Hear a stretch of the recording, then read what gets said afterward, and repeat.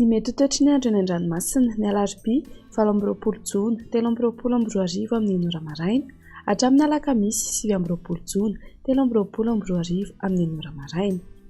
Mila malina hatrany eny an-dranomasina na tsy misy azy ny filazana fampitandremana mahakasika ny ahavon'ny alin-drano. Ho an'ny morontsiraka Atsinanana, tanjon'ny Bobaomby hatrany amin'ny tanjon'ny Angotsy, Andrahoana vitsy. Ho avy atsimo Atsinanana ny rivotra ka ho 20 hatramin'ny 7 kilometatra isan'ora. Aritratra 5 kilometatra isan'ora ny any avaratra Ivohimara, Anonjabe ny ranomasina. Havon'ny onja 1,5 hatramin'ny 2,5 metatra. Tanjon'ny Angotsy hatrany Manoro, Omena amin'ny ankapobeny. Ho avy atsimo na atsimo Atsinanana ny rivotra ka ho 9 hatramin'ny 9 kilometatra isan'ora. Anonjabe ny ranomasina. Havon'ny onja 1,5 hatramin'ny 2 metatra. Mahanoratra ny Taolagnaro. Anorana tandrifindrahoana ny any atsimo ny Manakara. Ho avy atsimo na atsimo Atsinanana ny rivotra ka ho 9 hatramin'ny 9 kilometatra isan'ora. Anonjabe ny ranomasina. Havon'ny onja 1,5 hatramin'ny 2,5 metatra. Misy alin-drano avy atsimo. Taolagnaro hatrany amin'ny tanjon'ny Vohimena. Ho lalovan'orana tandrifindrahoana. Ho avy atsimo Atsinanana ny rivotra ka ho 9 hatramin'ny 20 kilometatra isan'ora.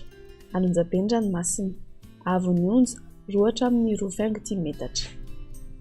Ho an'ny morontsiraka Andrefana, tanjon'ny Vohimena hatrany amin'ny tanjon'ny Angabo. Andrahoana mitsitokotoko na ibalika ny masoandro. Ho avy atsimo Atsinanana ny rivotra ka ho 20 hatramin'ny 17 kilometatra isan'ora. Anonjabe ny ranomasina. Havon'ny onja 1,2 hatramin'ny 2,2 metatra.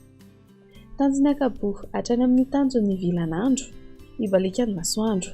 Ho avy atsimo amin'ny ankapobeny rivotra ka ho 9 hatramin'ny 19 kilometatra isan'ora.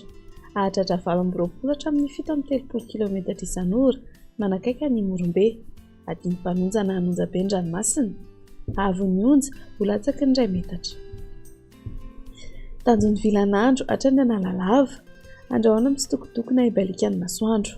Ho avy atsimo na atsimo Atsinanana ny rivotra ka ho 9 hatramin'ny 17 kilometatra isan'ora ny maraina.